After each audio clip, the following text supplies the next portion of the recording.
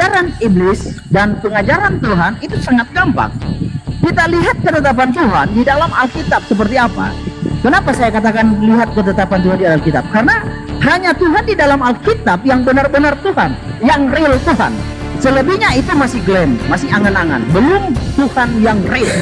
Nah, di dalam Ulangan 24 ayat 8, kemudian mengambil darah itu dan menyiramkannya pada bangsa itu, serta berkata, inilah darah perjanjian yang diadakan Adonai dengan kamu, darah perjanjian dengan kamu berdasarkan segala firman.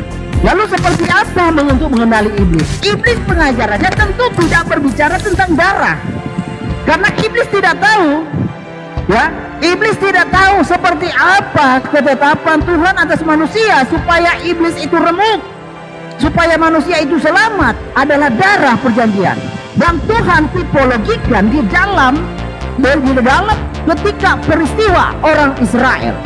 Tulah pertama air menjadi darah, dan tulah terakhir adalah maut. Bagaimana orang Israel itu bisa luput dari tulah 10? Orang Israel luput karena darah yang dioleskan di ambang pintu rumah-rumah orang Israel. Itulah yang meluputkan orang Israel dari tulah ke-10 yang itu maut.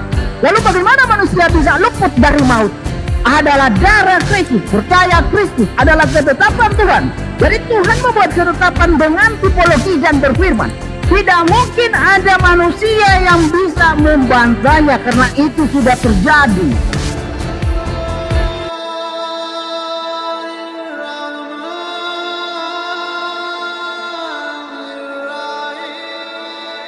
Bismillahirrahmanirrahim. Assalamualaikum warahmatullahi wabarakatuh. Alhamdulillah. Waalaikumsalam warahmatullahi. Puji syukur kita panjatkan kehadirat Allah Subhanahu wa taala. Malam ini kembali kita berdialog ya terkait dengan tema iblis. Di manakah iblis itu sekarang bertengger ya? Apakah di Islam atau di Kristen gitu ya? Salawat serta taslim senantiasa kita aturkan kepada junjungan kita baginda Rasulullah Muhammad SAW. Melalui beliau umat Islam mengenal kemudian kebenaran yang hakiki, menuju kepada Allah, menuju kepada keridhaan Allah Subhanahu wa taala.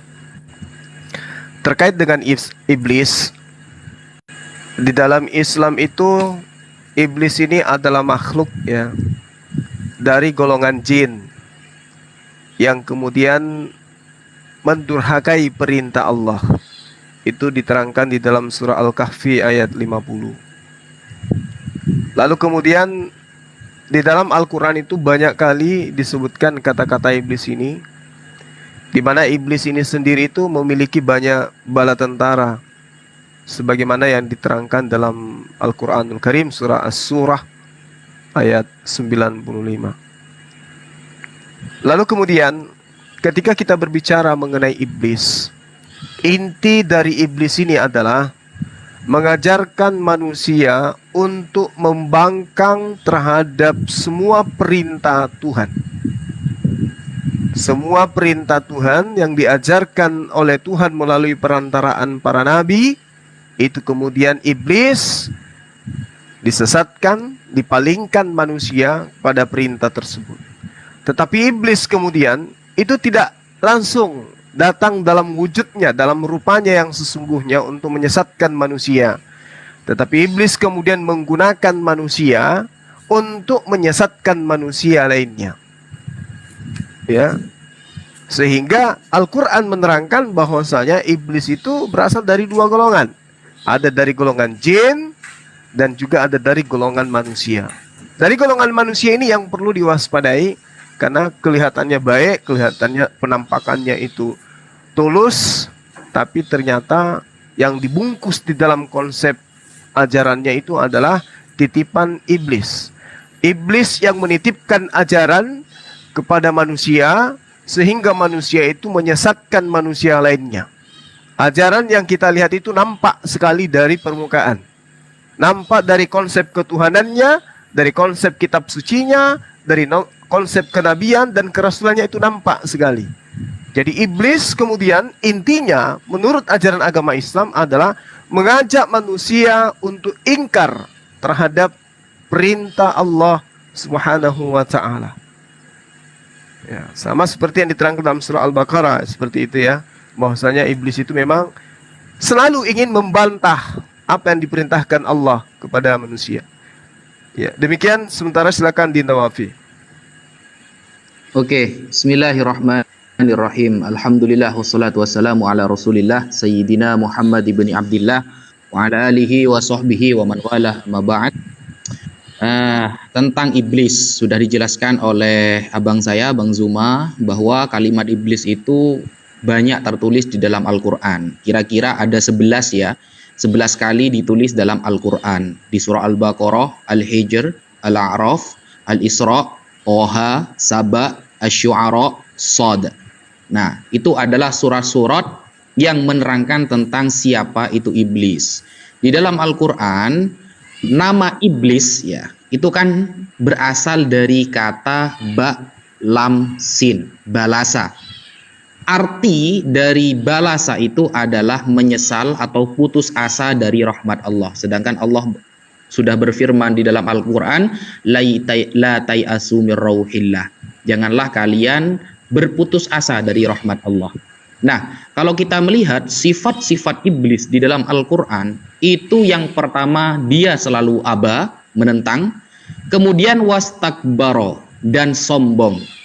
Nah, karena sifat iblis ini sombong dan menentang kepada perintah Allah Subhanahu wa taala, seperti di dalam Al-Baqarah surah ke-34 ketika wa idz qulna lil malaikati isjudu li Adam.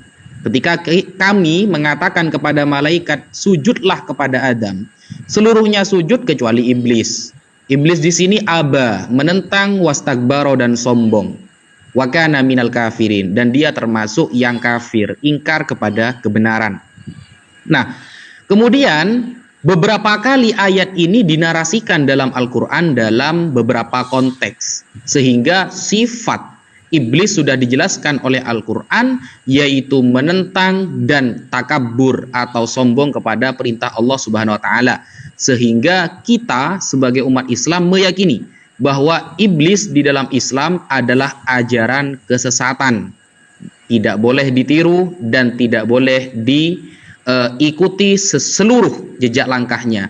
Nah, cara iblis mengganggu manusia sudah disampaikan oleh Bang Zuma, dan saya perkuat di dalam hadis juga bahwa nanti cara mengganggunya itu yajri majrad dam, melalui peredaran darah dan lain sebagainya. Sekian dari saya. Wassalamualaikum warahmatullahi taala wabarakatuh. Oke, waktu pas. Oke. Silakan dari Oke, terima kasih. Kristen. Bro Malikil Waktu semua aja bro, dimulai silakan dengan bro. berbicara. Bro Hah? Malikil semua ya, Bro Malikil semua ya. Oh, oke. Ya. Jadi selamat malam ya semua kawan-kawan. Terima kasih untuk Pak Amir selaku tuan rumah yang menyediakan room untuk kita diskusi ya. Tentu diskusi kita malam hari ini adalah ya diskusi yang ada faedahnya ya. Bukan diskusi yang kayak preman pasar yang tidak teratur, yang tumpang tindih. Ya. Oke. Karena malam ini kita ada topik ya tentang ngeri-ngeri sedap sih topiknya. Iblis dari sudut pandang Kristen maupun Islam. Nah, iblis dari sudut pandang kekristenan ya, iblis adalah makhluk ya yang memberontak. Di dalam Kejadian 1 ayat 31, Tuhan semesta alam menciptakan segala sesuatu dipandangnya baik. Nah, lalu bagaimana bisa ada yang tidak baik? Oke. Di dalam Alkitab, iblis adalah malaikat. Awalnya dia baik, tetapi karena sombongnya, karena ingin menyamakan Yang Maha Kuasa, dia memberontak. Makanya dia menjadi iblis. Jadi iblis di dalam Alkitab bukanlah oknum yang diciptakan, tetapi oknum yang membangkang, melawan. Ya, iblis diambil dari kata diabolos yang artinya menentang, melawan. Ya, iblis diambil dari kata diabolos ya artinya menentang, melawan. Nah, apa yang akan dilakukan oleh iblis? di dalam pemahaman kekristenan, ya, iblis tidak hanya identik dengan segala sesuatu tindak kejahatan. Di dalam kekristenan, iblis itu tidak hanya ya identik dengan sesuatu yang anarkis, enggak. Iblis juga, kata Rasul Paulus, bisa menyamar menjadi malaikat terang.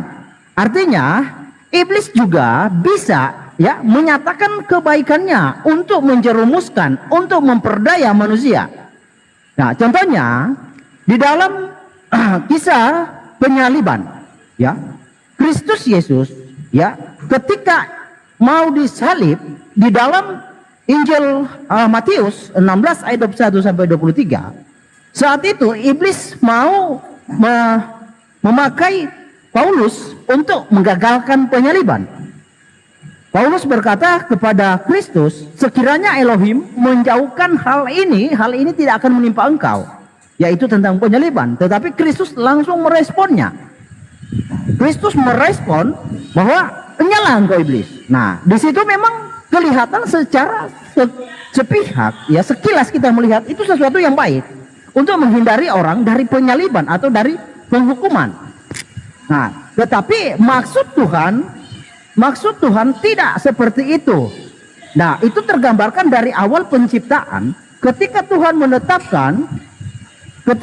menetapkan bahwa iblis yang menggoda Adam dan Hawa, ya sehingga mereka jatuh ke dalam dosa, ya Tuhan membuat ketetapan dan perjanjian permusuhan antara Adam dan iblis.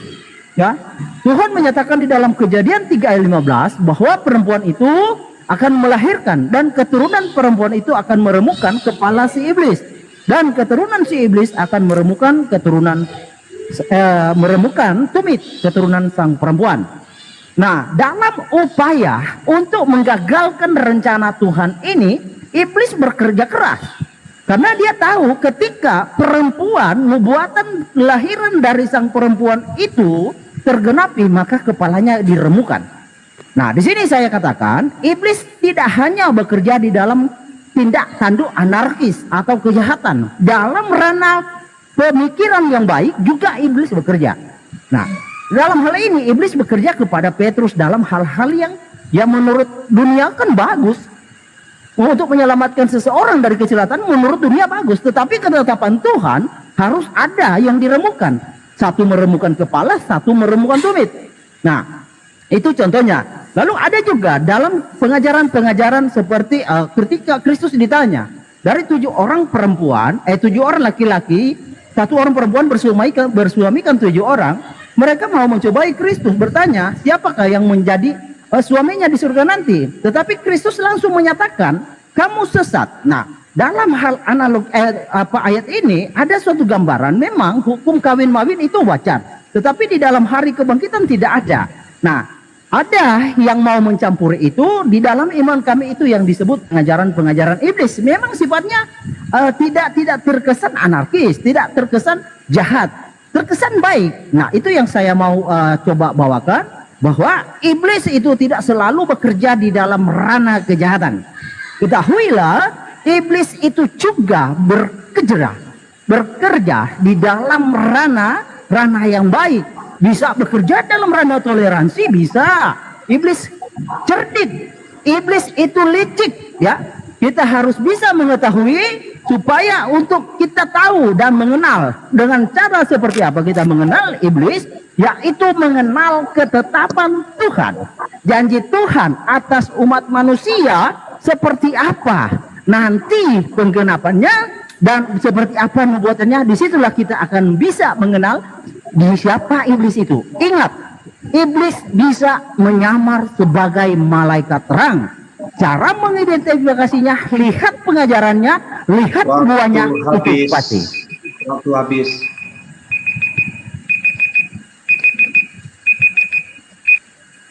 Oke, selanjutnya pertanyaan 2 menit dari pihak mana ini? Mana yang bertanya dulu? 2 menit ya. Saya ganti dulu.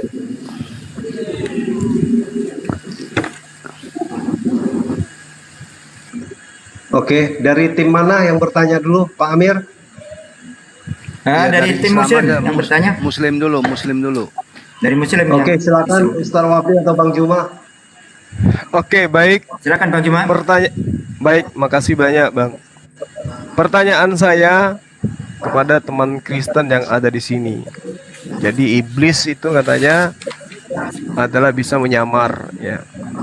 Kalau di Islam itu iblis itu bisa merasuki manusia untuk nampak kelihatan baik, tetapi tujuannya adalah untuk menyesatkan manusia.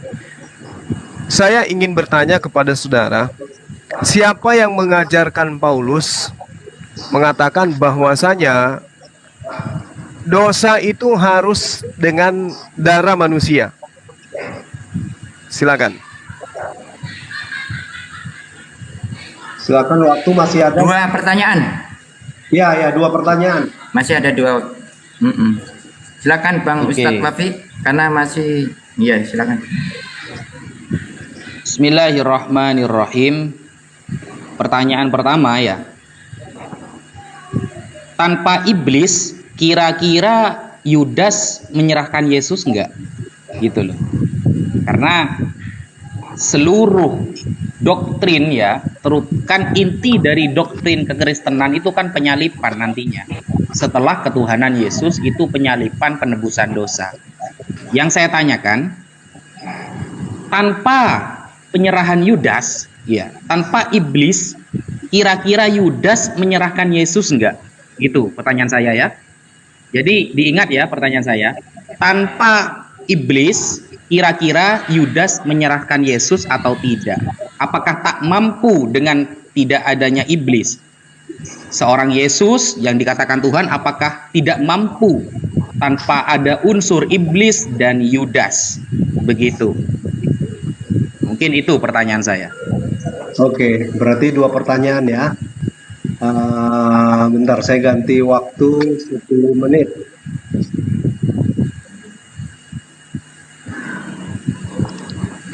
Tim dari Kristen sudah nangkap belum pertanyaannya? Oke, aman bro. Sudah Aman. ya. Oke, Ya. silakan berbicara. Saya akan memulai waktu saat Anda berbicara. Oke, Pak John mau jawab yang mana Pak John? Bro dulu aja, nanti aku lengkapi bro. Oke, jadi tentang siapa yang mengajari tentang darah manusia menebus dosa.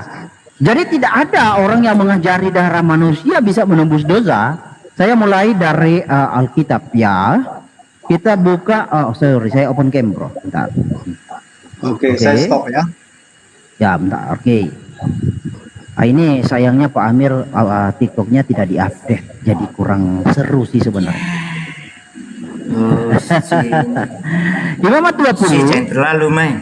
Imamat 20 ayat 3. Oke.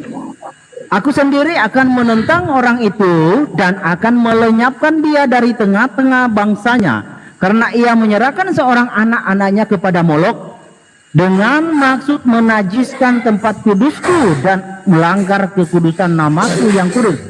Oke. Jadi di sini ada pernyataan Tuhan bahwa barang siapa menyerahkan anak-anaknya kepada Molok, ya, itu adalah menajiskan tempat kudusnya.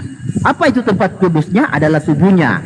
Kenapa? Karena Tuhan sudah menyatakan jauh sebelum Kristus hadir, Tuhan sudah membuat ketetapan yang akan menjadi penebus itu adalah baitnya, adalah tubuhnya, yaitu kami kenal Kristus Yesus.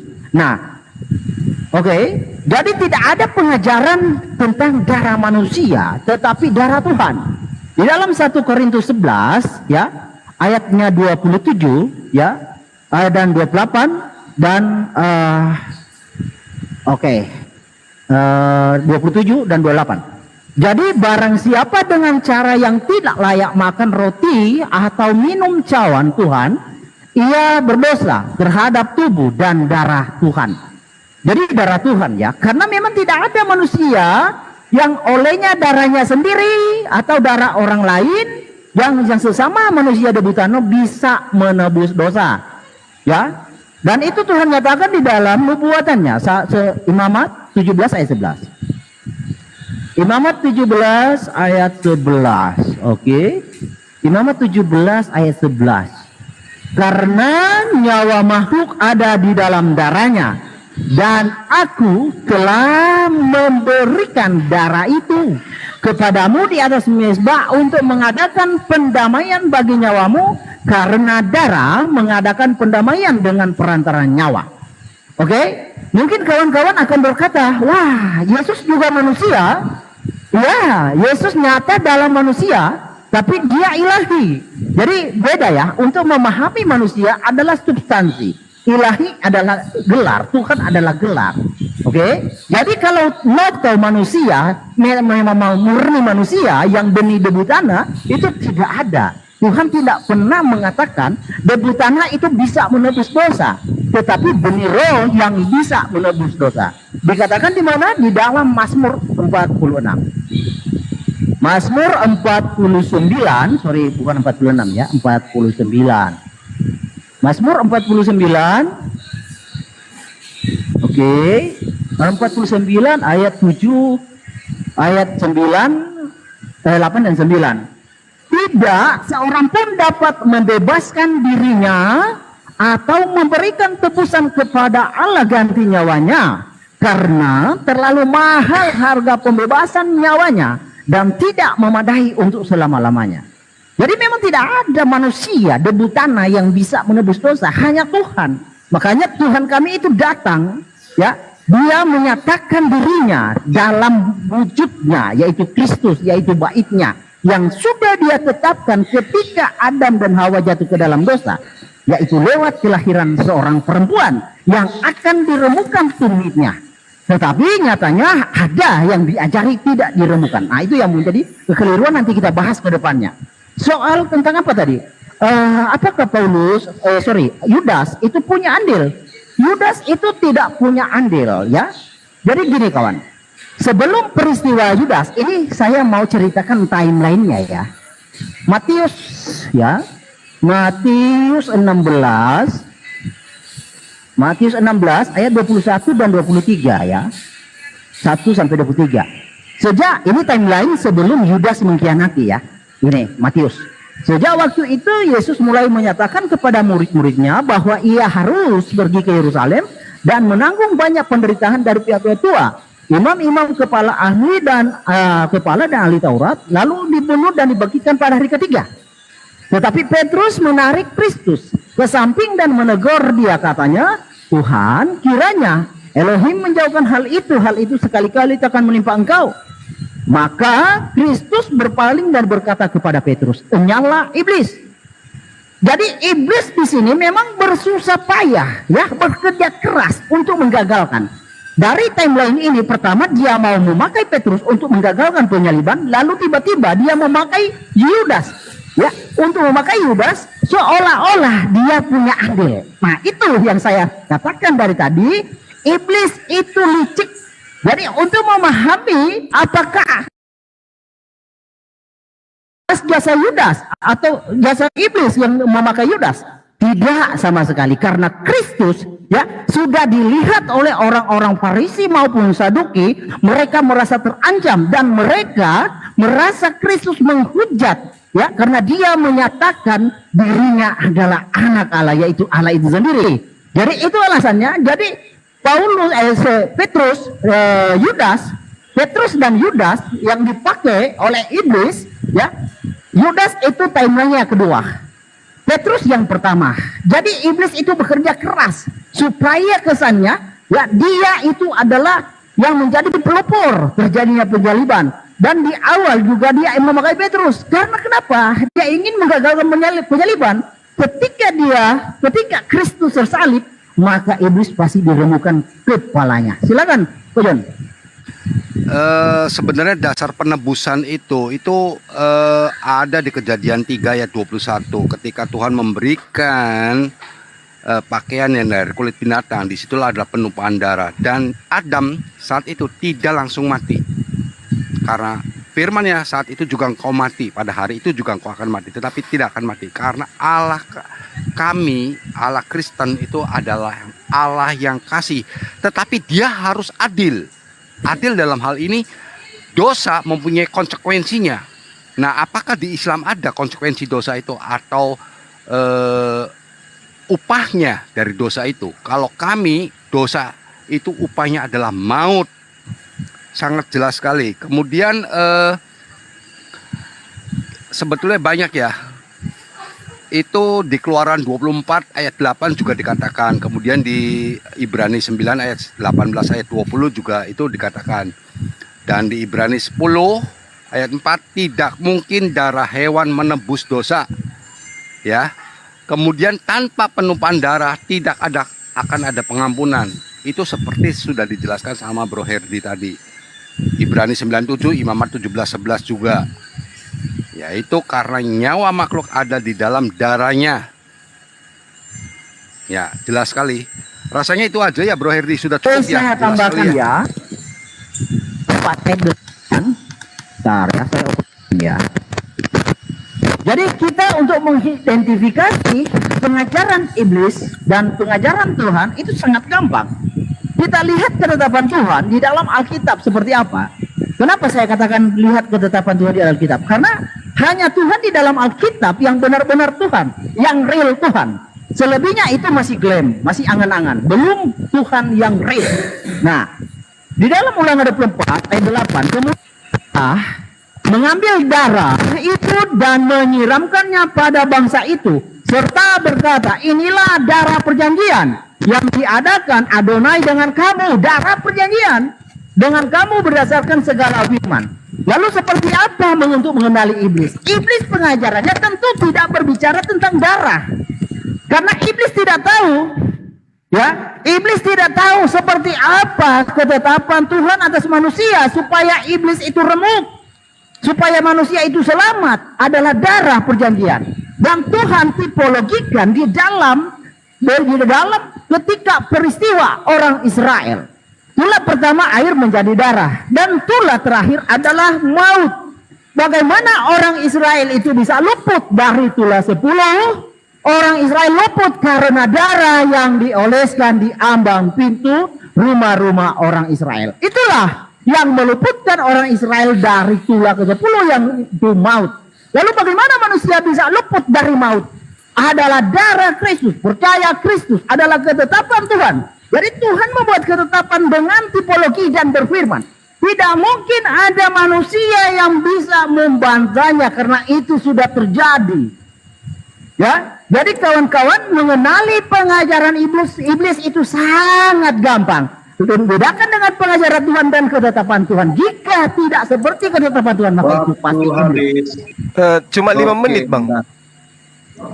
Tanggapan. Iya, masalahnya yang disampaikan tadi Saudara Heri itu kan halusinasi semuanya. Kalau kita tidak bisa membantah dengan waktu lama, kayaknya nanti kan kita bisa cuma dipertanjak. Ya, sepakati aja bro sebelum kita masuk ke tahap kita. Bronya maunya Ya, apa? terserah gimana kesepakatan. ya kalau bisa 6 menit. Oke, 6 Atau menit 8 terserah. Oke. Ya, 8 menit. 8 menit. Iya, Saudara Herdi tadi di awal mengatakan di dalam kitabnya itu iblis itu adalah disebut diabolos, ya, artinya penentang atau yang melawan. Nah, Saudara Herdi 10 menit itu menunjukkan pernyataan-pernyataan kitabnya yang melawan semua perintah Tuhan di dalam perjanjian lama. Kenapa perjanjian lama itu penebusan dosa itu dengan darah hewan? Kok tiba-tiba ditentang dan harus dengan darah manusia? Lalu kemudian ketika kita melihat tentang ajaran penebusan darah dengan penebusan dosa dengan darah manusia, ini asalnya dari mana? Siapa yang mengajarin? Sementara ketika Saudara Herdi ditanya, apakah ada di dalam kitabnya orang Yahudi diajarkan menebus dosa dengan darah manusia? Dia mengatakan itu tidak ada. Lalu kemudian pintar-pintarnya dia mengambil kitabnya orang Yahudi di dalam Imamat 17 nomor 11. Padahal Imamat 17 nomor 11 itu adalah darah hewan. Karena nyawa makhluk ada di dalam darahnya, dan aku telah memberikan darah itu kepadamu di atas mezbah untuk mengadakan pendamaian bagi nyawamu. Karena darah mengadakan perdamaian dengan perantaraan nyawa. Darah apa? Darah hewan. Ini nanti dilawan ini, ditentang nanti ini. Makanya muncul diabolosnya di dalam Yohanes 8 nomor 44, iblislah yang menjadi bapakmu dan kamu ingin melakukan keinginan-keinginan bapakmu. Yang saudara Herdi tunjukkan ini keinginan-keinginan bapaknya Herdi dengan menunjukkan darah manusia sebagai penebus dosa. Makanya saya tanya tadi, siapa yang menginginkan? Ternyata Tuhan pencipta langit dan bumi tidak pernah menginginkan adanya korban penebusan dosa dengan darah manusia, apalagi darah Tuhan. Nah, di sini kelihatan ajaran iblis. Di mana ajaran iblis itu bertengger? Itu udah jelas di situ ya. Lalu kemudian ketika ditanya, dari mana Paulus ini mendapatkan ajaran penebusan dosa dengan darah manusia? Kita harus tahu Paulus itu lahirnya di Tarsus. Tarsus ini adalah merupakan pusat penyembah dewa. Ya, misalnya Dewa Mitra. Di situ penyembahan Dewa Mitra itu memang membutuhkan darah di dalam pengampunan dosa, dan darah adalah lambang daripada penebusan dosa yang ada di Tarsus. Paulus itu ada di sana. Kalau dikatakan Paulus itu orang Yahudi, ya mungkin orang tuanya, orang tua Paulus adalah orang Yahudi yang mengharamkan darah. Tetapi karena Paulus sejak kecil sudah terbiasa dengan upacara penyembahan berhala, sehingga bagi Paulus, darah sudah merupakan sumber kekuatan dan merupakan penebusan dosa sesuai dengan ajaran penyembah Dewa Mitra dan Dewa Herakles. Ya, ini dapat kita lihat di dalam 1 Korintus 10 nomor 16. Darah, dan tubuh Yesus. Ini ajaran dari mana? Paulus mendapatkan ilmu dari mana? Bahwa dosa harus ditebus dengan darah dan tubuh Yesus manusia. Saudara Herdi mengatakan itu tidak ada di dalam Bible. Lalu dari mana? Inilah yang dikatakan oleh Yesus, iblislah yang menjadi bapakmu dan kamu mau melakukan keinginan-keinginan bapakmu. Malam ini kita saksikan si saudara Herdi mau melakukan kehendak daripada Paulus, yaitu mendudukkan anak Maria sebagai penebus dosa di atas tiang salib. Nah, kemudian di dalam pengajaran saudara Herdi di dalam kitabnya sendiri, Yesus itu diwahyukan oleh Allah sebagai juru selamat kepada Bani Israel. Dengan cara apa? Dengan cara mengajarkan satu-satunya juru selamat, yaitu Allah itu sendiri. Tuhan yang mengutus Yesus, yang Yesus sebut sebagai Bapa di surga. Baca Yesaya 44 nomor 6. Baca Yesaya 44 nomor 24. Baca Yesaya 45 nomor 21. Bahkan baca Matius 19 nomor 17, Matius 7 nomor 21. Tuhan selalu identik hanya kepada Allah. Juru selamat itu hanyalah Allah, dan Yesus mengajarkan untuk selamat nyembah hanya kepada Allah. Tidak ada itu darah di atas tiang salib. Demikian, silakan Dinda Wafi. Bismillahirrahmanirrahim. Mas Herdi barusan salah jawab ya. Saya tidak bertanya ikut andilnya Yudas di dalam penyaliban Yesus, Mas Herdi. Pertanyaan saya itu, tanpa iblis kira-kira Yudas menyerahkan Yesus atau tidak? Karena yang saya tanya iblis, bukan Yudasnya, bukan keikut andilannya. Kira-kira tanpa iblis Yudas itu menyerahkan Yesus apa enggak? Karena tanpa hasutan iblis, Yuda mah baik-baik saja ke Yesus gitu loh. Kan karena bisikan iblis, dia menghasut Yudas, makanya Yudas dengan tanda kutip menjual Yesus kepada imam-imam seharga 30 keping perak. Jadi yang laku dijual bukan hanya gereja ya, Tuhan juga laku dijual dengan seharga 30 keping perak gitu loh. Jadi yang saya tanyakan itu, tanpa iblis Yudas menyerahkan Yesus apa enggak? Kemudian di dalam Imamat 17 nomor ke-11, Mas Herdi comot-comot ayat ternyata. Kemarin tadi malam bilang Mas John Timothy jangan comot-comot ayat. Sekarang teman Anda sedang comot ayat. Coba baca ayat setelahnya. Setelahnya kan jelas, karena darah itulah nyawa segala makhluk. Sebab itu aku telah berfirman kepada orang Israel, darah makhluk apapun janganlah kamu makan. Karena darah itulah nyawa segala makhluk. Setiap orang yang memakannya haruslah dilenyapkan. Lalu kita bandingkan dengan Yohanes 6. Yohanes 6, 53 sampai 54. Maka kata Yesus kepada mereka, Aku berkata kepadamu, sesungguhnya jikalau kamu tidak makan daging anak manusia dan minum darahnya, kamu tidak mempunyai hidup dalam dirimu. Ya, kepada darah, yang kedua ternyata kontra kepada darah. Antara sama Tuhannya. Lalu kita buka di dalam Wahyu 16 nomor 6. Di sana tertulis, karena mereka telah menumpahkan darah orang-orang kudus dan para nabi, engkau juga telah memberi mereka minum darah, hal itu wajar bagi mereka. Nah, penumpahan darah dan meminum darah itu bisa mendatangkan malapetaka. Sesuai di dalam Wahyu tadi. Ini kan pinplan namanya. Seolah-olah Tuhan di PL tidak sama seperti Tuhan di PB.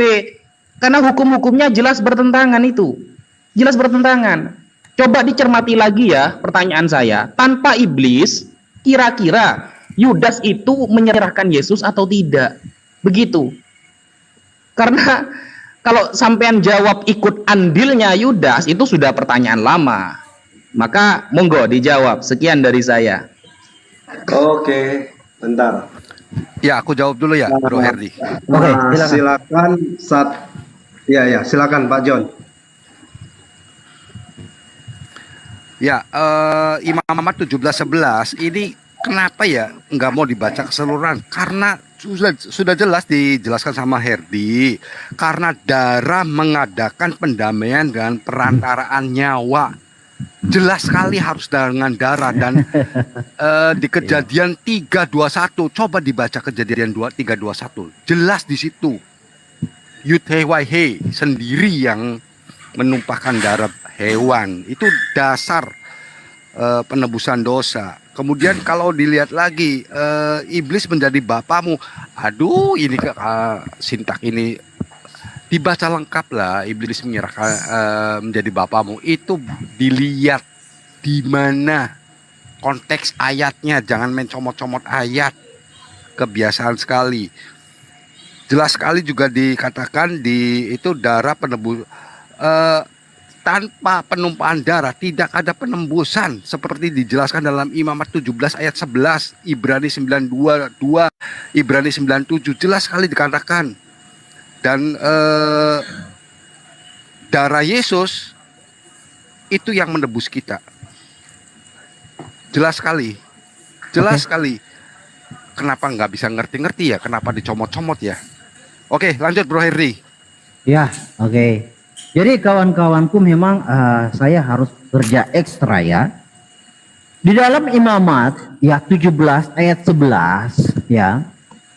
Saya bacakan lagi ya. Karena nyawa makhluk ada di dalam darahnya, dan aku telah memberikan darah itu kepadamu di atas mezbah untuk mengadakan pendamaian bagi nyawamu. Karena darah mengadakan pendamaian dengan perantaraan nyawa. Jadi yang diasumsikan di sini kan darah hewan, oke? Iya, darah hewan itu sifatnya sementara, tetapi darah Tuhan itu yang satu kali untuk selama-lamanya, ya. Dan itu kan dikatakan kepada orang Israel. Kemudian Musa mengambil darah itu menyiramnya kepada bangsa itu serta berkatalah, inilah darah perjanjian yang diadakan Tuhan Adonai dengan kamu. Jadi darah perjanjian ini antara umat manusia dengan Adonai, dan Israel dengan Adonai, bukan dengan hewan. Kenapa bukan dengan hewan? Karena darah hewan itu mustahil bisa menebus.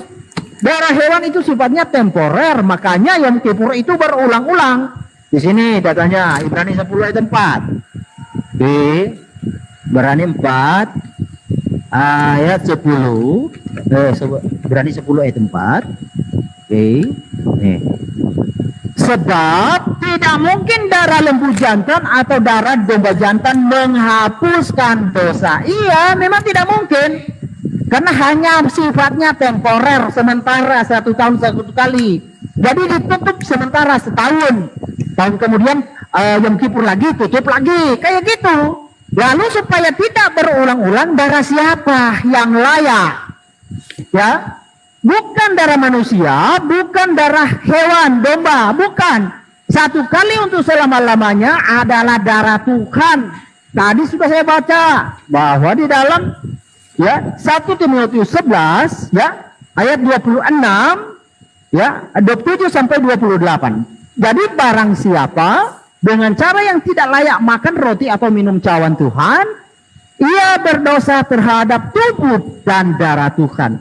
Kristus mengkonfirmasi di dalam Markus 14 ayat 24 dikatakan, dan ia berkata kepada mereka, Kristus berkata kepada mereka, inilah darahku, darah perjanjian, ya perjanjian Musa dengan orang Israel tadi yang saya bacakan, yang ditumpahkan bagi banyak orang, darahku, darah Tuhan. Ya, lalu juga di dalam Matius 26 ayat 28, ya sesudah Matius 26 ayat 28. 27 dulu ya. Sesudah itu ia mengambil cawan, mengucap syukur lalu memberikan kepada mereka dan berkata, minumlah kamu semua dari cawan ini, sebab inilah darahku, darah perjanjian yang ditumpahkan bagi banyak orang untuk pengampunan dosa. Jadi pengampunan dosa di dalam orang Israel, darah hewan itu hanya sebatas tipologi, gambaran bayangan yang akan datang yang lebih besar, yang menyelesaikan satu kali untuk selama-lamanya adalah darah Tuhan, yaitu Kristus Yesus. Bertobatlah. Lalu di dalam tipologinya kan gini, tipologinya orang Israel terhindar dari maut karena darah, bukan karena kekuatan orang Israel, salah, bukan karena pedang, bukan, tapi darah yang menghindari, menyelamatkan Anda dari maut. Oke, di sini di dalam Keluaran 12 ayatnya yang ke-13. Oke. Nah, dan darah itu menjadi tanda bagimu pada rumah-rumah di mana kamu tinggal. Apabila aku melihat darah itu, maka aku akan lewat daripadaku. Jadi tidak akan ada tulah kemusnahan di tengah-tengah kamu apabila aku menghukum tanah Mesir. Jadi dengan darah itu kita tidak akan dimusnah. Nah, darah itu sudah ada dan dia telah naik ke surga. Jika you menolak darah itu, konsekuensinya you musnah. Oke? Jadi apa yang sudah dibahasakan dari tadi, begitu bisa kita menarik suatu pemahaman untuk bisa membedakan ketetapan Tuhan dengan kehendak iblis. Iblis memang ketakutan dalam hal ini, maka dia sebisa mungkin ya mau mengajari yang berlawanan dengan ketetapan Tuhan. Itu pasti. Iblis tidak mau dia sendirian di dalam neraka, makanya dia mau mengajari orang bahwa darah tidak mungkin, bahwa penebusan Tuhan tidak mungkin jadi penebus. Tuhan di dalam perjanjian lama sudah menyatakan dirinya adalah juru selamat dan penebus, ya, di dalam Yesaya 60 ayat 13. Dalam Yesaya 60 ayat 13 ya. Yesaya 60 ayat, Pak John kalau masih mau tambahkan kasih kode aja. Lanjut, gampang.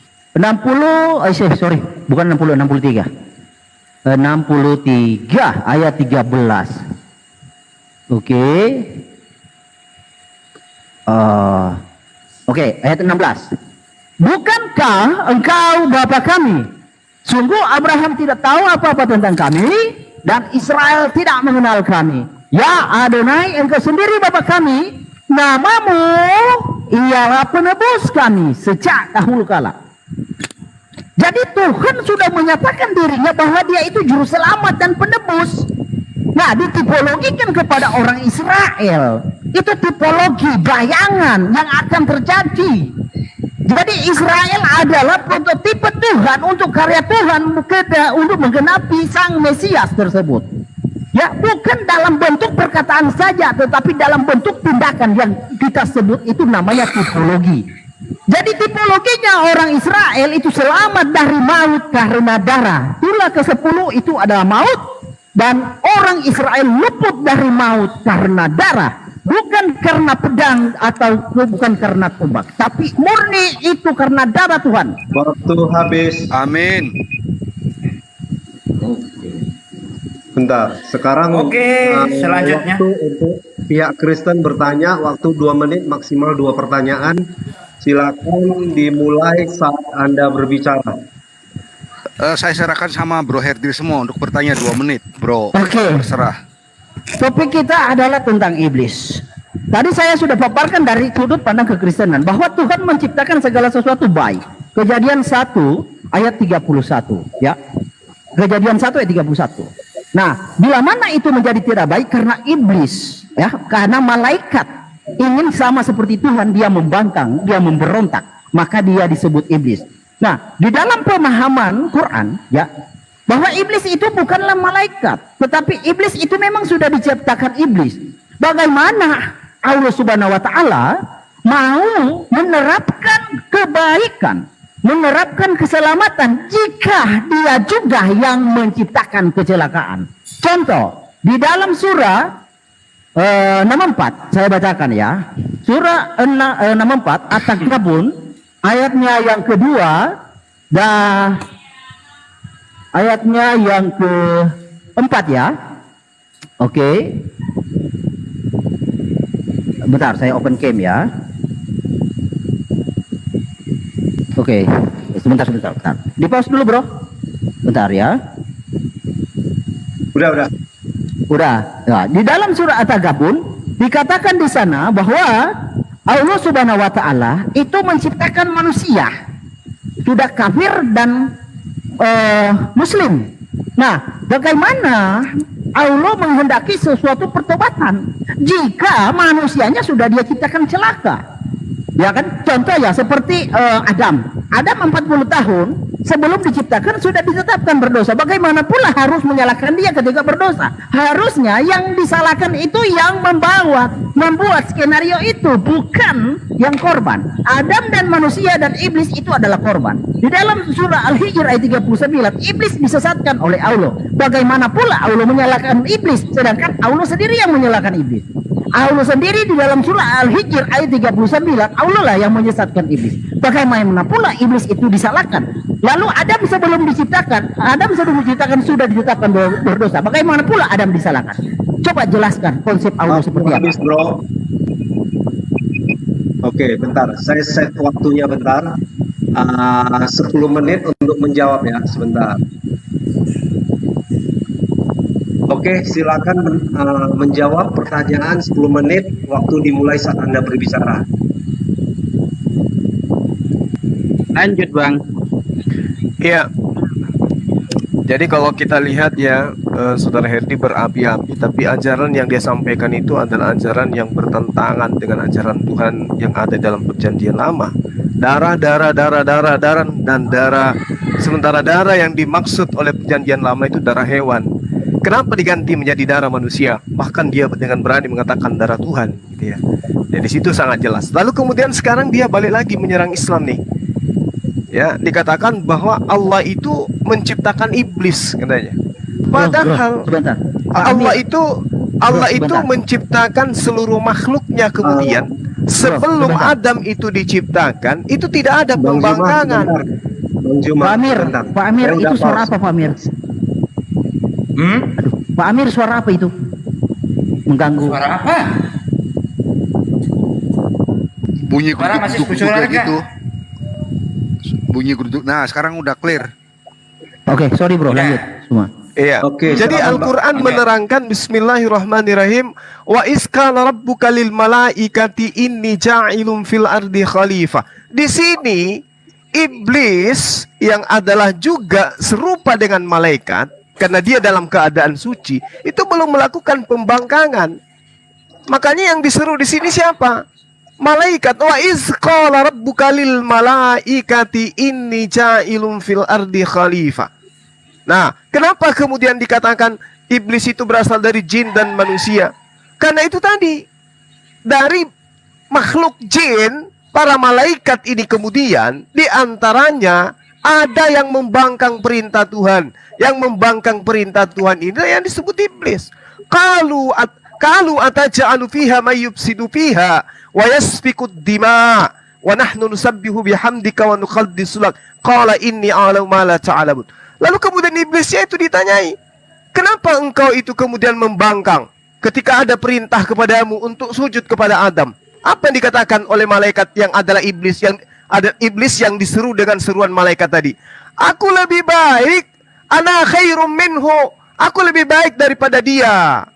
Khalaqtani, ya, kau menciptakan aku minar, dari api. Wa khalaqtahu min tin, sedangkan dia kau ciptakan dari tanah. Ini cara iblis menyesatkan. Dari mana? Kalau kita melihat dari faedah, dari manfaat yang bisa dirasakan oleh manusia, lebih berfaedah tanah. Kalau kita ingin memilih, gitu loh, daripada api. Kenapa dari tanah manfaatnya jauh lebih besar, jauh lebih banyak yang dimanfaatkan oleh manusia. Api hanya kecil saja. Tapi kalau tanah, manfaatnya itu jauh lebih berguna bagi kehidupan manusia. Meski api pun berguna, tetapi tanah, segala aspek yang dibutuhkan oleh manusia, sumbernya dari tanah. Tapi iblis mengatakan, ana khair minhu, saya lebih baik daripada dia. Aku dari tanah kau cipta, aku dari api kau cipta, sedangkan dia dari tanah. Nah, ini pemutarbalikan fakta. Satu kebenaran dianggap kedustaan, satu kedustaan dianggap kebenaran. Tuhan sudah mengatakan bahwasanya penebusan dosa itu dengan darah hewan, darah hewan, darah hewan, darah hewan, berubah kemudian dengan adanya intrik yang dilakukan oleh iblis, memasuki seseorang untuk mengajarkan kemudian bahwa darah hewan itu harus diganti dengan darah Tuhan. Dan malam ini kita lihat perwakilannya kembali menggaungkan bahwa Tuhanlah yang harus punya darah menjadi tumbal. Padahal katanya Tuhan itu adalah roh. Ternyata roh itu punya darah dan harus menjadi tumbal bagi dosa-dosa mereka. Nah, Al-Quran mengatakan seperti itu. Wa iskala rabbuka lil malaikati inni ja'ilun fil ardi khalifah. Semua makhluk Tuhan ketika belum diciptakan perintah kepada Adam, belum ada Adam alaihissalam, iblis yang adalah jin, yang adalah malaikat, itu adalah makhluk yang taat kepada Allah. Dia tidak pernah ingkar. Tapi ketika kemudian Adam dicipta, dia ingkar kemudian. Lalu sumpahnya, aku akan menyesatkan semua anak keturunan Adam, kecuali hanya sedikit dari mereka. Nah, bagaimana iblis itu menyesatkan? Dengan cara apa iblis itu menyesatkan anak keturunan Adam? Dengan dia pensiun dan memberikan wewenang selanjutnya kepada anak Adam untuk menyesatkan sesamanya manusia. Iblis pensiun, sekarang yang dilanjutkan oleh oknum yang mengajarkan bahwa darah Tuhanlah yang harus tumpah untuk menebus dosa manusia. Makanya ketika perwakilannya ditanya, wahai saudara Herdi, di mana kau dapatkan ilmunya? Darah Tuhan yang harus menjadi tumbal. Ternyata data yang disajikan kemudian adalah dari kitabnya 1 Korintus 11 nomor 27 nomor 28. Padahal di situ maksudnya adalah Kurios. Bukan Tuhan, tapi Tuhan atau Yesus. Darah Yesus. Di mana dalilnya di dalam perjanjian lama seperti itu? Sedangkan kalau kita melihat di dalam Matius 8 nomor 4, Yesus memerintahkan orang sesamanya untuk melakukan persembahan yang sama seperti Musa.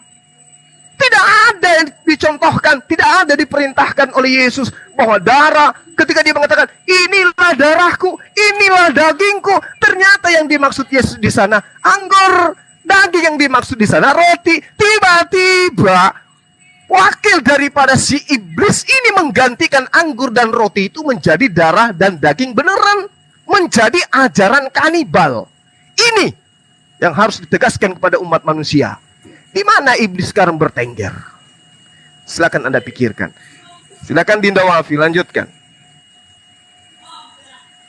Oke, bismillahirrahmanirrahim. Mas Herdi tadi, coba kita fokus Mas Herdi ya. Kita fokus kepada masalah iblis. Jangan kemana-mana gitu. Biar tidak melebar. Nanti kayak tadi malam kan akhirnya Bas John Timothy kabur duluan gitu. Di dalam surah Al-Hijr ayat ke-39, ketika iblis mengatakan aghwaytani, lafal aghwaytani, engkau telah menjadikan aku tersesat ya Allah. Nah, di dalam Al-Quran, Mas Herdi, kalau Anda hanya nyomot-nyomot ayat, ya saya kembalikan kalimat ini ya, maka tidak akan bisa difahami. Kalau ayat itu masih bersinggungan dengan ayat setelahnya. Coba kita buka di dalam surah Al-Hijr ayat ke-40-nya. Di sana kan jelas, illa ibadaka minhumul mukhlasin. Kecuali orang yang tidak akan disesatkan oleh iblis, hamba-hambamu yang terpilih di antara mereka. Nah, surah An-Nisa menegaskan, Mas Herdi, wa idza asabakum min hasanatin faminallah. Ketika kalian melakukan kebaikan berarti itu dari Allah. Wa idza asabakum min sayyi'atin famin nafsik. Ketika ada hal yang terjadi kejelekan pada diri kamu, maka itu dari diri kamu sendiri. Ini menunjukkan apa? Bahwa makhluk seperti iblis, manusia, itu memiliki yang namanya ikhtiar. Nah, ikhtiar ini Allah memberikan makhluk ini akal sehingga dia bisa memilih mana yang baik, mana yang tidak. Kalau konsep iblis, karena dia sudah aba wastakbaro, di awal saya sudah menerangkan. Aba dia menentang, wastakbaro kemudian sombong. Akhirnya dengan kesombongan dan penentangan itu Allah menurunkan azab kepada dia. Dengan cara dia akan menjadi penyesat. Tanpa ada penentangan ya, tanpa ada kesombongan dari iblis, maka itu tidak akan terjadi. Beda dengan pertanyaan saya barusan, Mas Herdi, kepada Anda, yang sampai detik ini tidak bisa Anda jawab. Ketika iblis tidak mengganggu Yudas, apakah Yudas menyerahkan Yesus? Kan tidak dijawab. Anda dari awal hanya membahas darah-darah, di mana Tuhan dihakimi makhluknya sendiri itu ya. Ironis saya mendengar ya, karena Tuhan dihakimi makhluknya sendiri, sampai antara Tuhan PL dengan Tuhan PB itu saling gontok-gontokan antara ayat dengan ayat yang lain, karena hukumnya berbeda, perspektifnya berbeda. Nah, ketika Anda sibuk menjelaskan tentang darah, Anda lupa di sana ada ikut andilnya iblis.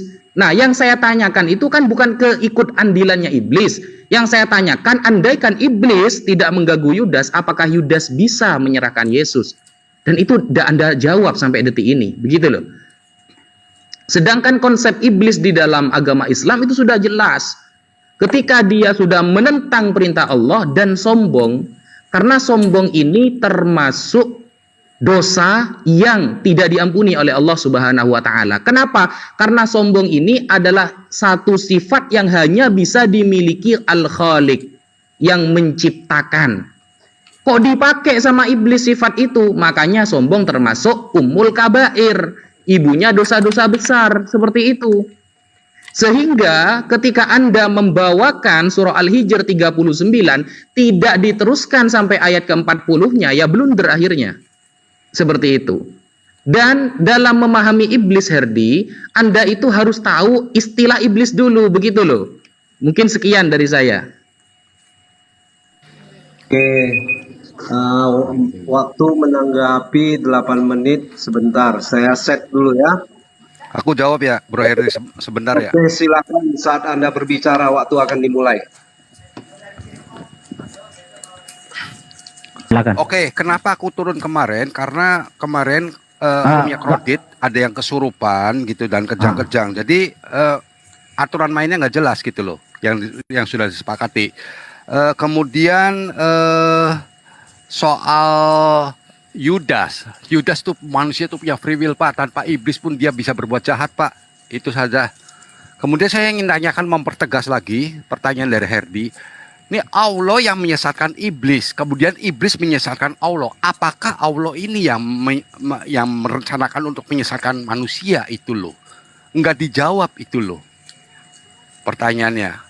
Juga di ayat ini Allah QS 6123, Allah yang jadikan orang-orang jahat. Maksudnya apa itu? Berkorelasi melalui iblis gitu loh. Kemudian di QS 17, iblis tidak mau menyembah Allah. Ya memang benar, karena yang disuruh kan malaikat. Apakah iblis termasuk golongan malaikat? Perintahnya gimana? Diikutin salah, iblis ya nggak diikutin salah. Gimana ini maksudnya? Kemudian ditanyakan lagi nih, dan tidak ada seorang pun yang beriman kecuali dengan izin Allah. Apa maksudnya ini nih? Karena ini berkorelasi dengan iblis gitu loh. Memang sengaja Tuhan menyuruh iblis untuk menggoda manusia sehingga manusia tersesat. Tetapi yang menyesatkan iblis siapa dulu? Berarti manusia disesatkan sama Allahnya sendiri gitu loh. Lanjut Bro Herdi. Oke, ini kan tentang kata akwaitan nih. Bukan engkau memutuskan aku sesat, ya. Jadi seolah-olah iblis itu bersalah dulu baru Allah mengatakan dia sesat. Bukan. Kata akwaitani, ya, akwaitani itu di sini, Bro. Nah, kita bahas sesuai interlinear ya. Akwaitani, engkau telah menyesatkanku, ya. Bukan memutuskan aku sesat, tetapi Allah lah yang menyesatkan iblis. Sama seperti Allah menyesatkan menetapkan Adam, ya, sebelum dia diciptakan. Di dalam hadis sahih Bukhari 3157, hadis sahih Bukhari 3157, Adam sebelum diciptakan 3157 sudah ditetapkan berdosa. Jadi gini kawan, kalau Adam sebelum diciptakan lalu sudah dinyatakan berdosa, lalu ketika Adam berdosa, Adam tidak boleh disalahkan. Yang wajar, yang pantas disalahkan yang membuat skenario itu, yang membuat ketetapan itu. Gini, Adam dan Nabi Musa berdebat. Nabi Musa berkata, Adam, kamulah adalah Adam yang dosa-dosamu telah mengeluarkan kamu dari surga. Nabi Adam membalas, kamu Musa yang telah Allah pilih dengan risalah ajarannya dan dengan hikmat kalimatnya, lalu kamu menyalahkan aku atas urusan yang telah ditakdirkan atasku sebelum aku diciptakan. Sebelum Adam diciptakan sudah ditakdirkan berdosa. Lalu ketika Adam berdosa diusir, itu salah siapa? Jangan salahkan Adam. Salahkan yang membuat skenario ini. Ya. Jadi kawan-kawan, saya ajak kalian ya. Kenapa saya tanya mengapa Allah itu menciptakan iblis? Iblis kan dijelaskan oleh kawan-kawan sepakat iblis itu penentang. Mengapa pula Allah menciptakan penentang? Lalu di sisi lain dia menyatakan mengajarkan manusia bertobat.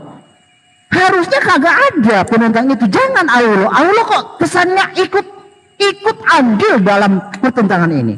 Apakah benar yang saya curigai Allah itu punya sifat ya sama seperti iblis? Contoh seperti ini. Barang siapa ya di sini Allah mengadakan setan. Barang siapa yang berpaling dari pengajaran Tuhan yang Maha Pemurah, kami adakan baginya setan. Ya, menyesatkan, maka setan itulah yang menjadi teman yang selalu menyertainya. Ya, ini di surah As-Zukhruf ayat 36. Lalu di surat Maryam ayat 83. Tidakkah kamu lihat bahwasanya kami telah mengirim setan-setan? Bagaimana Allah bisa mengirim setan? Itu kepada orang-orang kafir untuk menghasung mereka berbuat maksiat dengan sungguh-sungguh. Harusnya Allah mengajarkan orang-orang bertobat, bukan berbuat maksiat.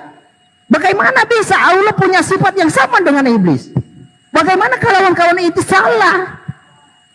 Apa mungkin kalian salah mengenali Allah? Allah punya sifat yang sama dengan iblis. Contoh di sini ya, di dalam surah 6, bentar ya. Di pause dulu waktunya, Bro.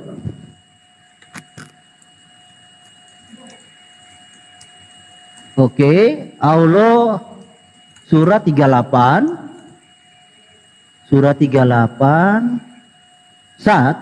ayatnya 82, bentar ya. Nah, 82. Oke, nih. Iblis. Nah, 82. Oke, nih. Iblis. Nah, 82. Oke, nih. Iblis di dalam Al-Hijr ayat 39 ya.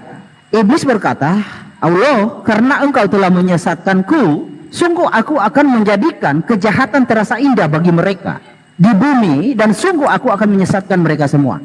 Jadi iblis tugasnya di sini akan membuat kejahatan terasa indah, sama dengan sifat Allah Subhanahu wa taala di dalam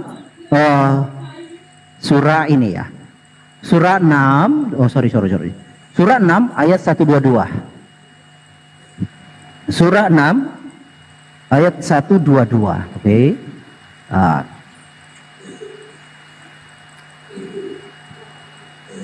Oke, 122. Nih. Nah.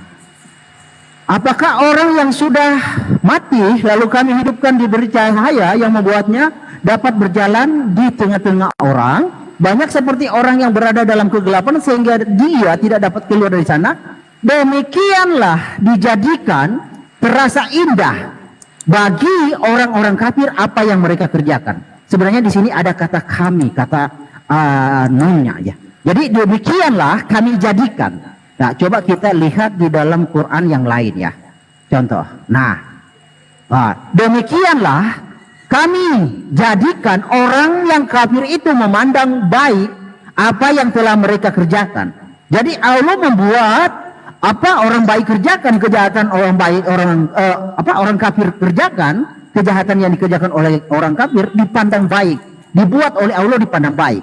Allah punya sifat yang sama dengan iblis. Bagaimana kalian bisa membedakan? Nah, contoh di dalam surah 2 ayat selanjutnya. Demikian pula pada setiap negeri kami jadikan orang-orang jahatnya. Jadi Allah yang memang benar-benar menjadikan orang jahat. Lalu di satu sisi Allah menuntut orang itu bertobat. Dan kurang kerjaan namanya. Sebagai pembesar agar melakukan tipu daya di sana, padahal mereka hanya menipu diri sendiri tanpa menyadarinya.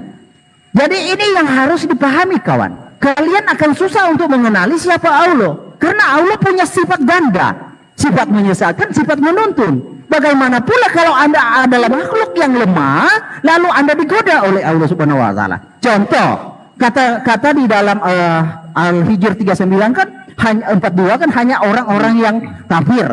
Lalu sedikit waktunya ya. Tapi ya yang saya tekankan bahwa kenapa Allah itu menciptakan iblis?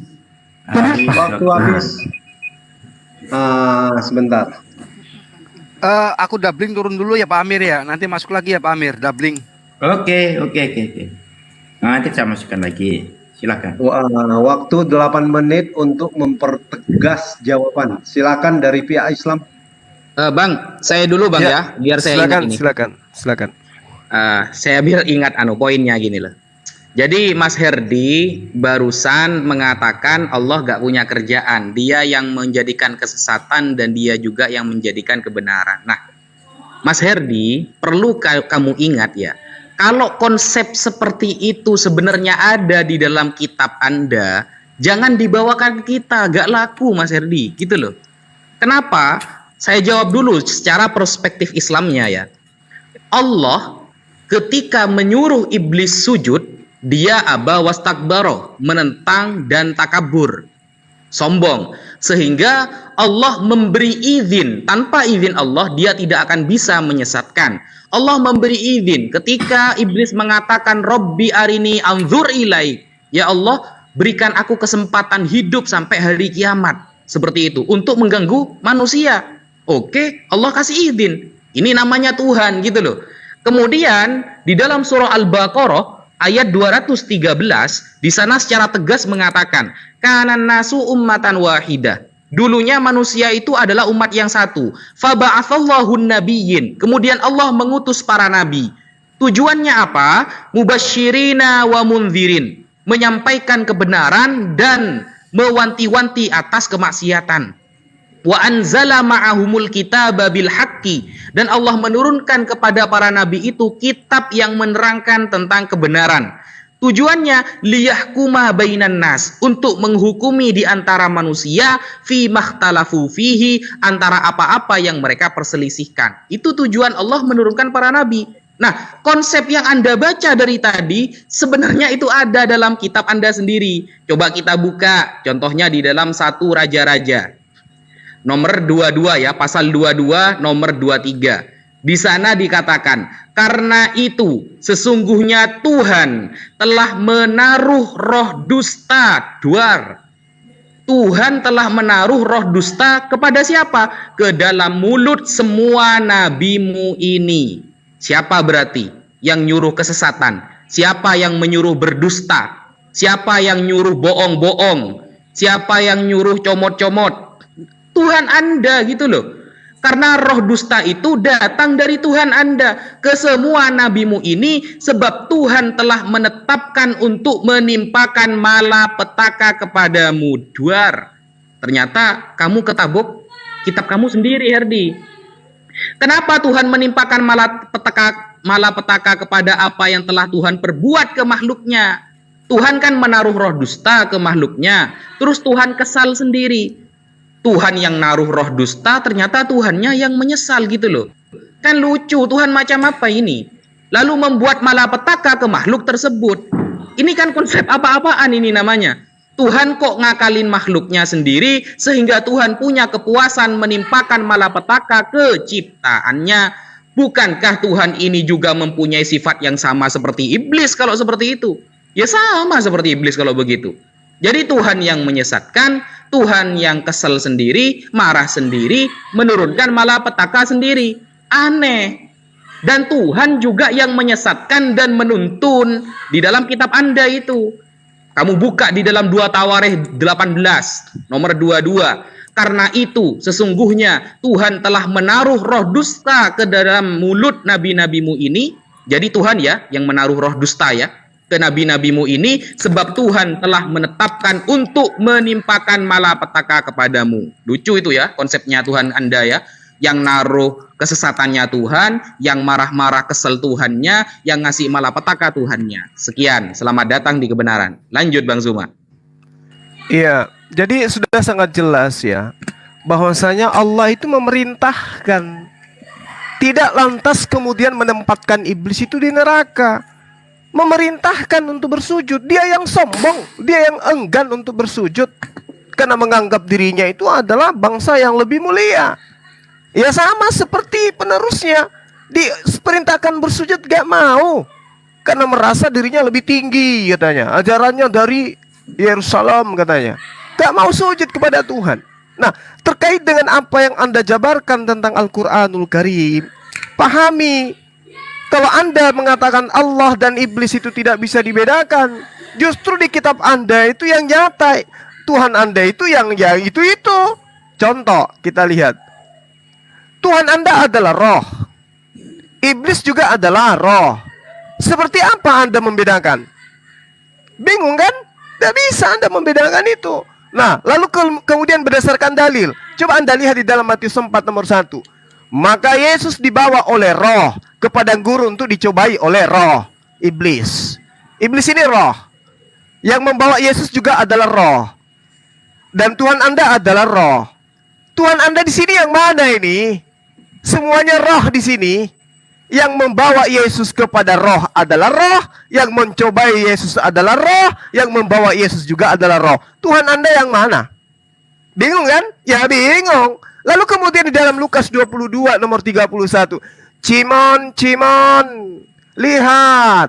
Iblis sudah diberi izin untuk menguji kalian. Seperti gandum dipisahkan dari kulit sehingga yang baik dipisahkan dari yang buruk. Iblis diberi izin untuk menguji.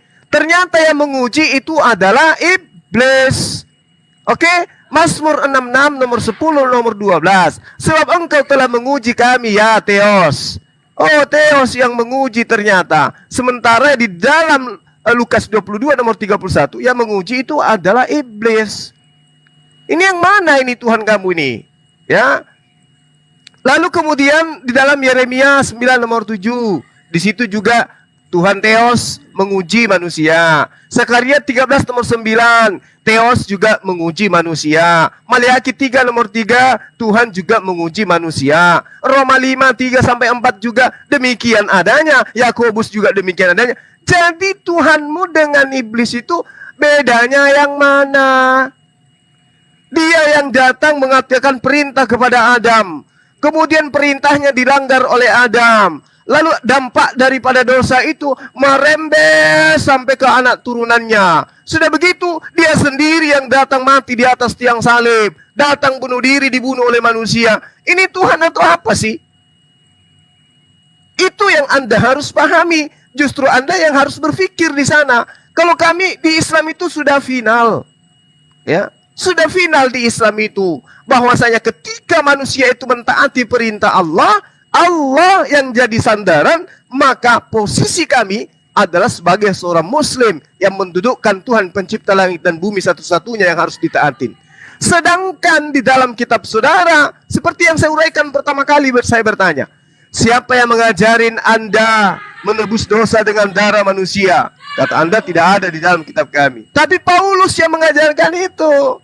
Makanya Yesus mengatakan, waspadalah kepada ahli Taurat, waspadalah kepada orang Farisi, waspadalah kepada orang munafik. Mereka menjelajahi daratan, menyeberangi lautan, mentobatkan orang asing untuk masuk ke dalam agamamu. Dan 2 kali lebih jahat daripada ahli Taurat itu sendiri. Agama mana yang didirikan oleh ahli Taurat?